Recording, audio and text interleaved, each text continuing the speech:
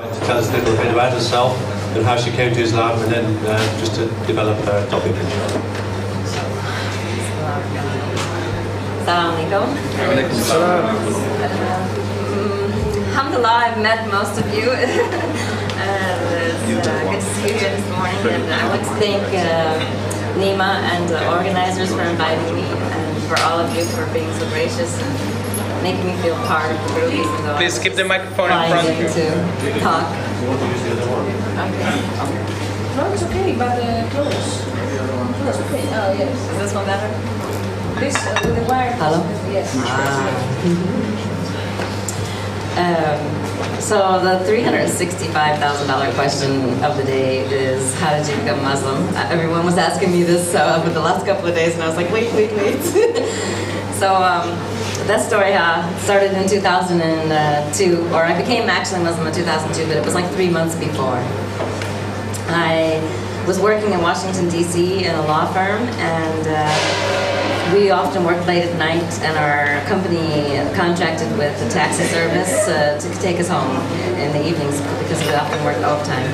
And it happened that the driver that I started to use on a regular basis, because it happened the first few times I kept getting him. Please, can you speak loudly? I could stand up, but it'd be better you can see me. You're pretty far back. So anyways, the driver happens to be the first person that I ever met who was Muslim in 41 years of my life. I had never heard the first thing about Islam. I didn't know anything of the word Muslim. I didn't know anything about it at all. And so my introduction to it was a Somali taxi driver.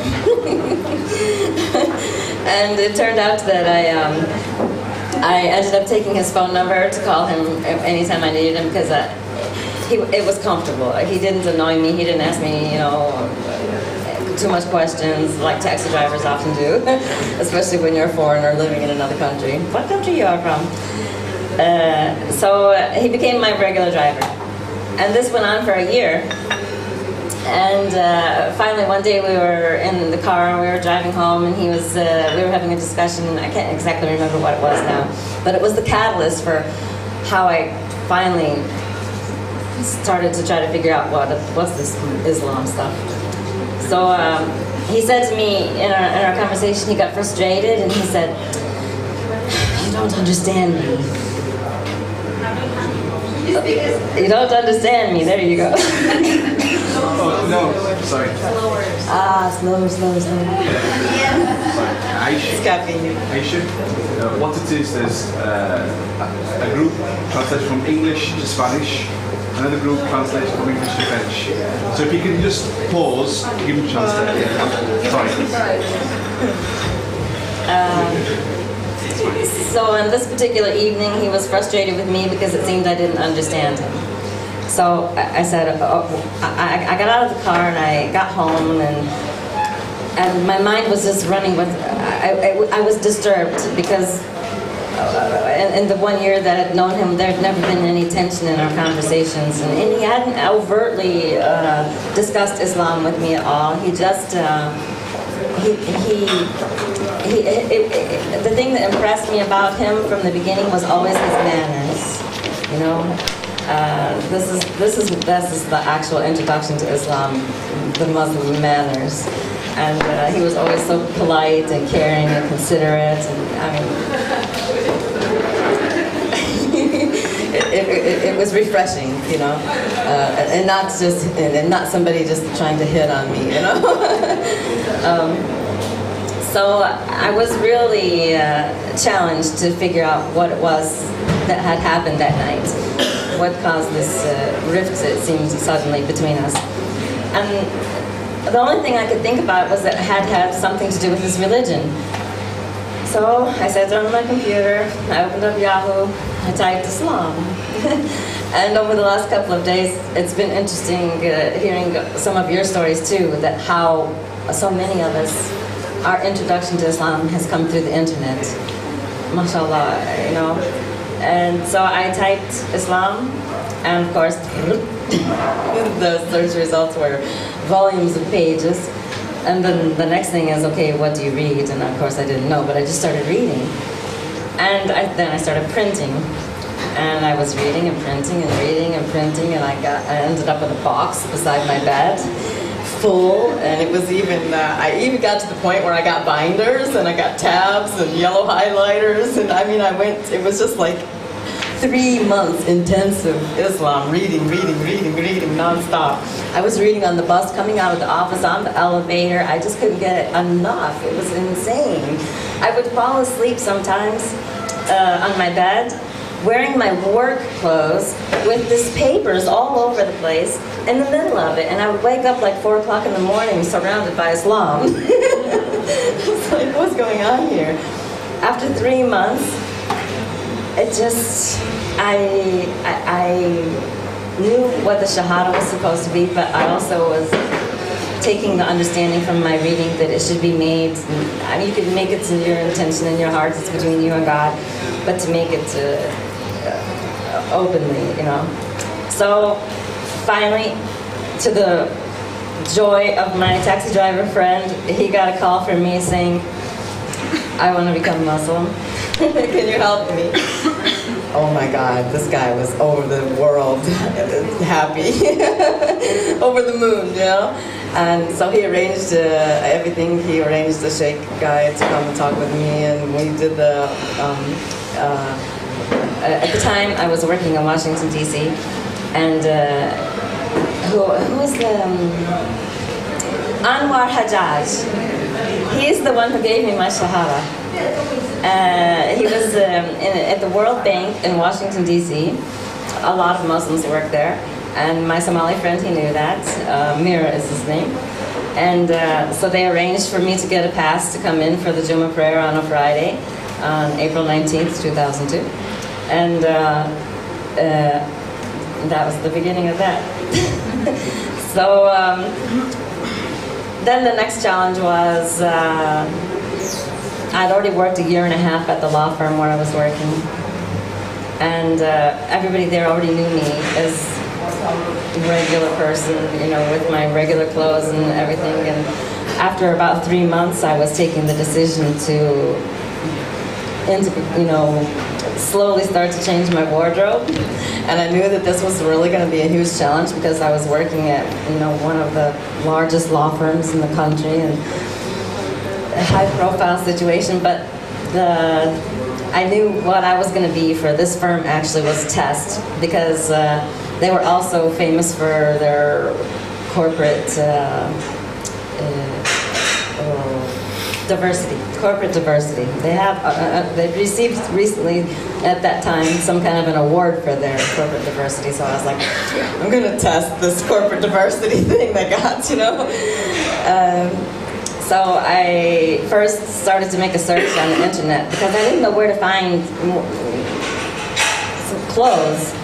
You know, I wanted to find something that I didn't want to look like a bag lady. You know, I wanted to look professional, like I always had, anyways. And it was going to be required of me, so it was exhaustive search on the internet, you know, looking at clothes. Then I finally found one that I liked, and I started ordering all this stuff, and I went crazy. You know, embarrassingly crazy. It was very bad. I gave a lot of it away in the end, alhamdulillah. But then I chose the timing. Actually, my boss was going to be on vacation, and I said, let's make it a little bit easier on him. The heat won't be so much. If I let everybody else get used to it first, and all he gets is phone calls and emails from in Puerto Rico. Hey, dude, do you know what's going on with your secretary? And that's how it went down. But it was really, really incredible because they passed the corporate diversity test with flying colors. It was the most incredible thing. I didn't really know what to expect. I knew that I was scared to death inside, but that I was 100% committed that that was what I wanted to do. And on the first day, the most incredible thing happened. I got to the front door, and this law firm has these huge, heavy, they're so heavy you can even push a button so that they can open automatically if you want, glass doors. And there I was, getting ready to walk in. I have my hand on the door to pull it open, and at the same time there's a small group of people coming from on the other door coming out. So the doors were opening simultaneously, right? I don't really see the people because I'm in my own space in the moment, right? But I heard one thing. Assalamu alaikum. I couldn't believe my ears. I didn't know that I don't know who it was even because it happened so fast. It was just in the moment. But I remember feeling it was like God saying, "Welcome. You know, you're doing the right thing. I'm here with you. I'm beside you. You know." And I knew that I should answer him back. And I quickly looked over my shoulder, but I didn't really see exactly even who it was. And I don't think it was somebody even from our firm. I think it was somebody maybe who was just there for a meeting and going out or something. I don't know. But then I said very fastly and answered back, but I don't even know if he heard me. Then I walked across the lobby. I got in the elevator, and the elevator is one that has mirrors. And I was the only one in the elevator. The elevator door closed, and there I was standing there looking at myself in the mirror thinking, oh my God. Oh my God. Breathe, you know. Because the 6th floor was coming fast. And it was going to start. And it was an incredible day. A really incredible day. My phone, the emails, the people passing by where I sit, the looks. It's like, oh my God, you know, they were the same what I had. What happened to you? And it's really funny because people don't realize what they're saying in a moment. You know, the reaction is just so astounding because for a year and a half they knew this other person. You know, the nice clothes, the nails, and the makeup and the hair, and you know everybody was happy about this person. So then I covered everything up, and they're like, "Wait, what are you doing? Why you covered your hair? How you did that?" One of the senior partners, he stopped by my desk, and there's a glass partition, and he rested his arms across the top of it like this. And he just looked at me, and I said, "Go ahead, it's okay, ask." And he flat out said, "What happened to you?" He was so brave. It was a big dawah day, for sure. Then of course I got an email from my boss. Hey, what's going on? So I said, well, you'll see when you get back. Okay. So that was the start of it. And alhamdulillah, as it happened, 3 months later, just 3 months later, I went in the cafeteria late one afternoon, and I saw a co-worker there, a really tall guy named James. And he was sitting at a small table here, so I sat here, and I was taking a little bit of lunch. We had office talk, you know, and I stood up to leave. And I noticed when I stood up that on the corner of the table, folded neatly, was a kufi, the white cap that Muslim guys wear. And I stopped, and I looked down at it, and I looked at him, and I said, "James, are you Muslim?" And he said, "No, but I've been reading about it, and I'm ready. I want to become Muslim, but I don't know what to do next." And I was like, subhanallah. I got a taxi driver friend. He knows exactly what to do. So I arranged everything in a conference room and brought in a lunch, and the taxi driver brought the sheikh, and we brought a friend, and we brought James, and we ate lunch together, and we let him ask questions. And he sat in front of us right there in the office and made his shahada.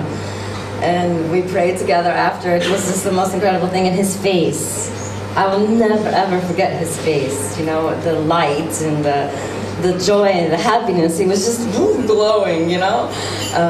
So that was really cool because he became kind of an inspiration to me. Because in the very, very first, I was a little bit discouraged because I was thinking, like maybe many of you, you would find a little bit of support. And the support issue, this is like, the support issue is how my activism sort of began to evolve. because in that first year I was a little bit discouraged, and I found myself in the same situation, still searching out everything myself, learning how to pray, learning, you know, more about, well, I had already read so much, but I had to separate everything in my brain, you know, and slow down a little bit, because that's an issue. I remember one time I was crying. I was reading it in my flat, and I was suddenly I found myself, oh my God, this is so much. How can I do this? It's too much, you know. But it's not really that it's so much. It's that I was just taking it so fast, you know. So this is a message also to readers. The information overload. I mean, the interest in the anticipation. It's really great, but you're gonna. It's like you have to level off, and maybe you're gonna crash a little bit, you know. But you'll bounce back. but for me, I found myself disappointed a little bit in the Muslim community itself, and this was really hard to me, because I grew up Baptist, raised Baptist, and my church community at home was such a blessing. You know, so supportive. It was like a giant family. You know, anybody who was sick, somebody was knocking on your door or calling you, or if they didn't see you in church on Sunday morning, Sunday afternoon, they would invite you to, if you needed a ride, to come Sunday evening. I mean, nobody ever let you fall through the cracks. And I remember on the afternoon that I made my Shahada, there must have been 15 or 16 women came up to me and hugged me and kissed my face and offered to help me if I needed anything. And it was 6 months before one called me from the group. So this inspired me. I said, you know what, this happened to me for a reason, because God knows my heart. And I said to myself, okay, I'm not alone. It's not that I don't understand that God's beside me. I understand that. But I'm not alone in what I'm experiencing. And there's other people, there's other reverts out there. They're probably having the same feelings, going through the same things. They're like, hey, okay, I became Muslim, now what? You know. So I said, okay, I'll do this myself. And I went back to the internet. I went to Yahoo, created a group on Yahoo Groups, and this was in 2002, 2003, and I gave it a name. I called it Sisters for Dawah, and I made some kind of introduction. What intention was to try to help and support other revert sisters. I made it exclusively for just sisters, because I didn't want to, I was just beginning, so I didn't want to cross any lines. And I started it and put it out there, and I waited, and suddenly I started getting requests for people that wanted to be members. And the first 7 people, I'll never forget it. I was sitting in Washington, D.C., and the first 7 women who requested membership to the group were sisters from South Africa. And I remember sitting there, I'm going, I'm in Washington, D.C., and South Africa? MashaAllah. and then they just kept coming, and we had Iceland and Malaysia, and Morocco, and all across the United States, and I was so surprised, you know. And from that, that's also helped me to continue in my personal growth, because they kept coming. But at the same time, I wanted to keep a limit, because I didn't want to not know the people. So it stayed like just a little bit above 200. So, because I wanted them to feel connected to somebody, because I also needed to feel connected. I wanted to remember their names. I wanted to remember their stories and who they were from, where they were from, what their concerns were, and try to address them and let them feel like they weren't alone, basically, you know. One of the members, she's from Iceland. She's the only, when I saw she was from Iceland, I remember thinking, wow, there's Muslims in Iceland. And her story was that she was like the only one. And so there's so many other people out there just like us that are searching for that in a support system. And I think that this is, like I said, this is where where I morphed into an activist, because I felt compassion for these other sisters. So I did this for a little while, and it also helped me to continue to grow in my Islam. And then I started writing. I had been writing since I was 5 years old, and everyone had asked me my Shahada story so many times. So I made a pamphlet, front and back, and folded it, tri-folded it, you know. And I was invited to some conference, and I made pink ones and blue ones for guys and girls. And I gave out my little Shahada story on that. And I used to keep it in my bag because I was working in DC, so I took the public system for transportation, the buses and the metro, and people would see me in my scarf, and they would ask me, "Are you Muslim?" And I'm like, "Yeah, I wear this for entertainment." It's like so. But, so I could give them the Shahada story on paper, so that worked really great. So then I said, okay, let me put it on the internet. So then I bought a domain and I put it on the internet. And then I said, okay, that's working. Now I have a link here, because I just go here and you can read it. Then I started writing. And I started writing a series of sort of autobiographical stories, and it became known as Sister Aishah's Journey. And I would start each new story with Sister Aishah's journey continues ... and whatever this chapter was. And the chapters started growing and growing, and they started circulating all over the internet, you know, and then the next thing I know, I'm becoming somehow known. And people are writing me and asking me things, or saying that they read some story that made them cry, or they read some story that made them start to pray again, or they read some story that brought them back closer to God. You know, I mean, I was just getting so overwhelmed with the responses. I was like, wow, this is working. So then I sort of drifted a little bit away from the support group, continuing to support them, but I was growing, you know. So the process grew. So I started the writing. Then I started to work for an organization that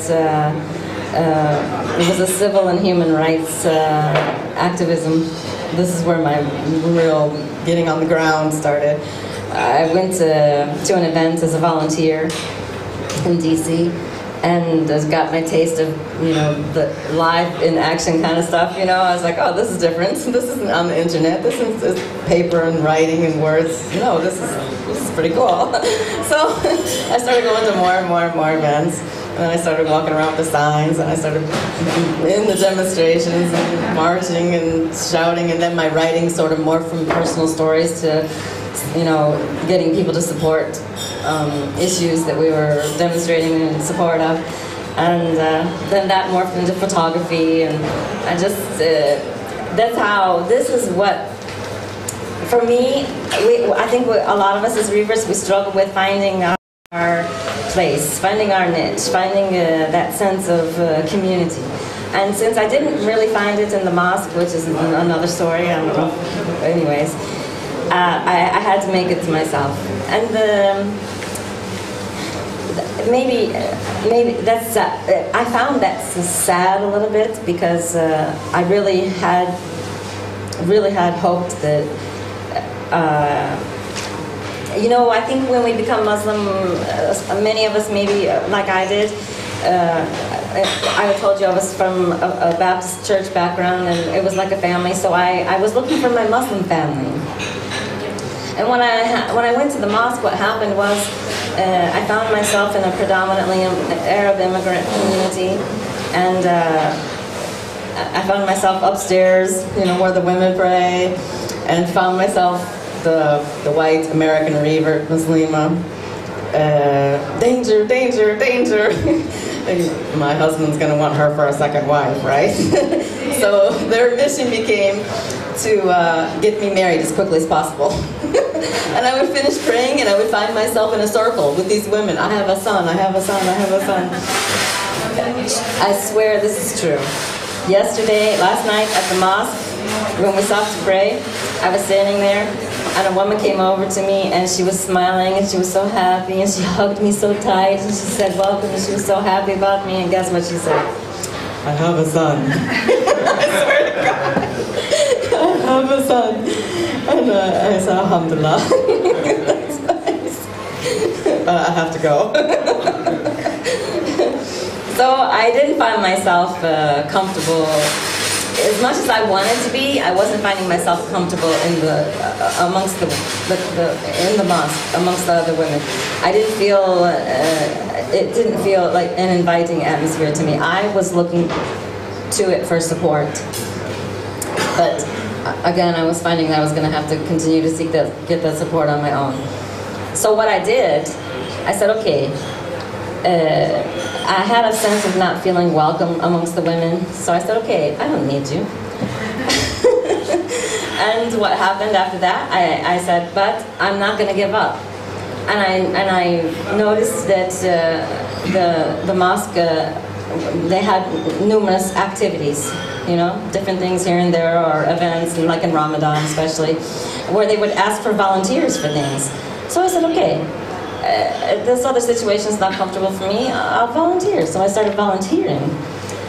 That turned out to be one of the best things I could have done, I think, because it let the people get a chance to know me. And it let them feel I wasn't such a threat, you know? I was just this nice person who liked to help and showed up and did her best, and everybody was appreciating. So then I started to become a little bit more comfortable, but I never, to this day, unfortunately, I guess, I'm still not so comfortable at mosques. I love to go. I've been in Saudi Arabia. I lived in Saudi Arabia for a year, and I would go back to Medina in a second, a nanosecond. And I prayed so many times in the Grand Mosque in Mecca, and in those situations, you can't.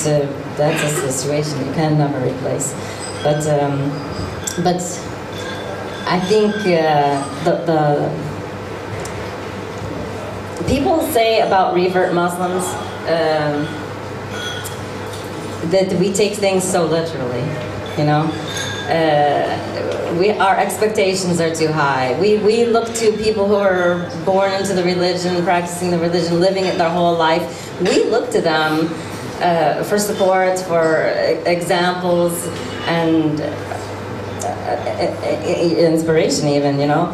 But what I had to learn about that in the first year was to not focus on that so much, and just focus on continuing to remember what brought me into Islam, what came into my heart about Islam, how it changed my life, how much happier I was, to focus on those things and to not think so much about people. In fact, I had an Egyptian-born Muslim say to me, Aisha, don't pay attention to what Muslims do. And I swear, when I heard those words, I cried. It was to me the saddest thing ever. It was the saddest thing ever. I said, how can that be? How? So,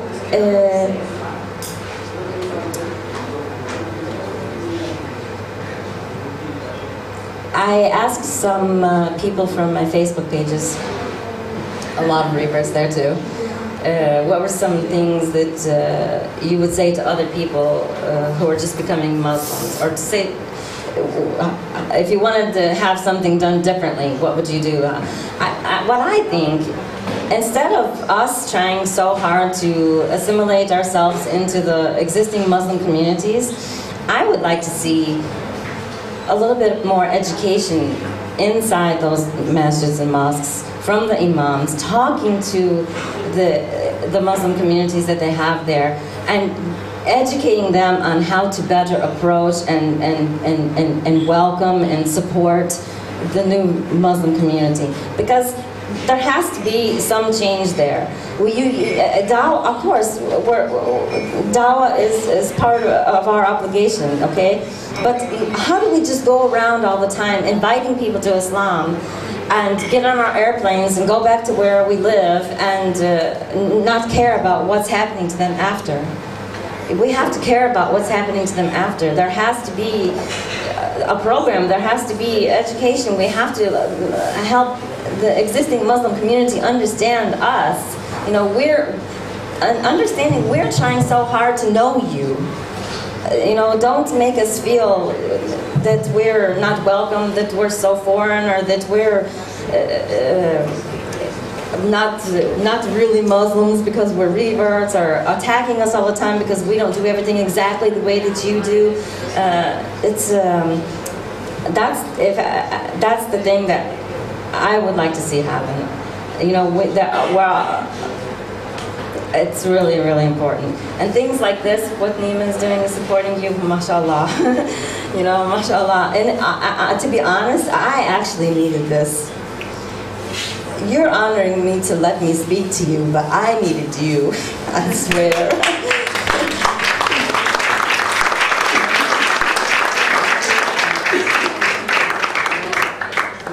And I got to meet so many of you and talk to so many of you and sit beside you and listen to some of your stories, mashallah, you know.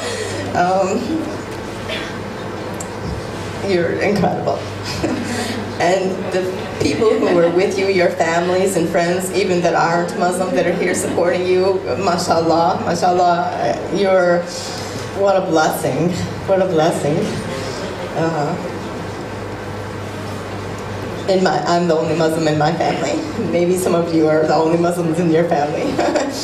Maybe some of you were ostracized by your families. I didn't have so much of that. My family accepted things pretty well. I have one brother that doesn't talk to me anymore. But inshallah that will change. But in the process also a brother that I didn't know for so many years because there was years between us. When I left home to go to university, my smallest brother was only 8 years old, but I had raised him from the time that he was born, so there was such a strong bond between us that years and years later, when we were finally reunited again, there wasn't even words required. It was just like a 30-minute hug and tears, you know. It's just like the two hearts coming together again, you know. And then over time, I was busy traveling and going here and there. He went on with his life and we lost touch with each other again.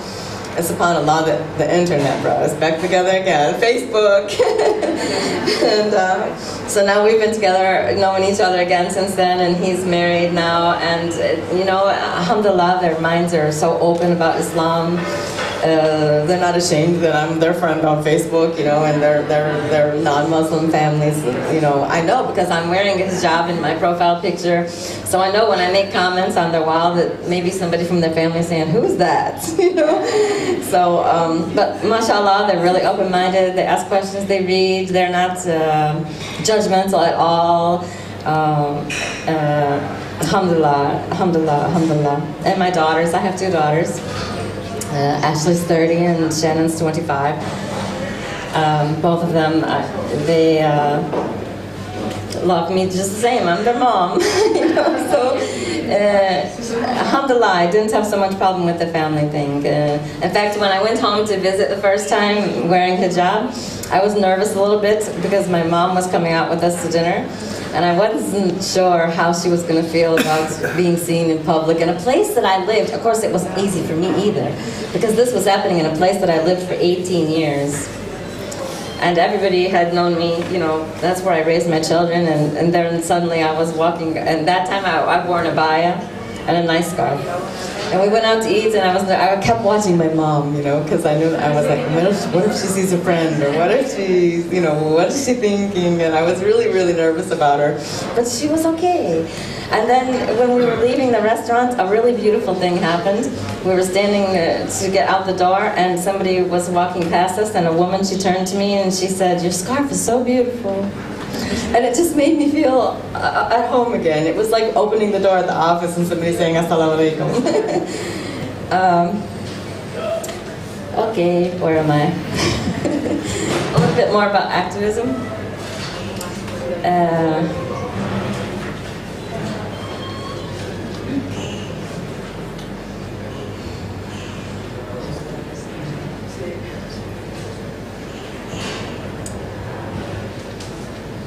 When I was working for an organization in Washington, D.C. You know, we went from the internet to the writing to attending doing some volunteering. You know, all of this comes around to actually another topic. It's like owning your Islam. A lot of us, we look to our masjid communities, you know, for that support and to become that family. But if you don't find it, don't let that deter you. Own it yourself, create it yourself, make it yourself. You know, you can find other ways. I'm living proof you can find other ways. and you'll be okay. And you know what? Where's my paper? I have this paper. Where's my bag? I hope that paper's still here. I wrote this down because I wanted to say this back to you. I saw this on Facebook. I hope it's still here. I didn't leave it on the table. It's a really, really great quote. Because I was nervous to talk to you guys today, of course. It's like I don't know how I got, I'm not a public speaker. I'm not going to talk to you about fiqh. I'm not going to answer those kind of questions. Dr. Fawzal, when he was here for that part, I'm a different thing altogether. I'm going to have to read it from my phone. This is really important. I want to read this because it's really inspiring. And it's like I was saying to you, I'm not, I was asked to come to do this, and I felt, when you take a decision to do something, or you pray istikhara to take a decision to do something, and then you move towards doing it, and everything just opens, and everything's made easy, and your path just, thank you. Everything it's just like God's walking in front of you, clearing the way, That's what happened with this event. I was just like, why are they asking me to come? What am I going to say? And then I found this. It was a thing, it was pink with white lettering. I found it on my news feed on Facebook. It said, "There's no need to be perfect to inspire others. Let others get inspired by how you deal with your imperfections." I swear that just touched me. That touched me so much. I was like, I'm all the time about all the things that I'm not. I don't have the university education about. I'm not a scholar. I don't have a PhD. But a good Egyptian friend of mine always says to me when I'm nervous about something, just be Aishah. So I said, okay, I will go and just be Aishah. We'll see what happens. Okay. So I think I know I didn't talk so much about activism, but I think my story is an embodiment of activism because despite the hurdles, despite the frustrations, the limitations, and the language issues, and all of it, I didn't, like all of you, I didn't just give up.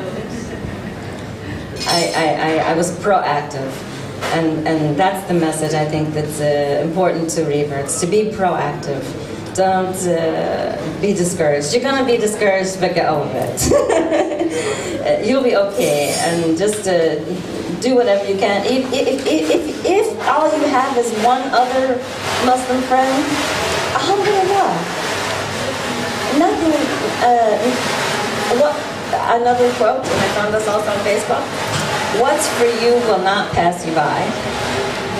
I like this quote so much. In fact, I had it on the lock screen on my phone for a while because I just kept looking at it like, what's for you will not pass you by.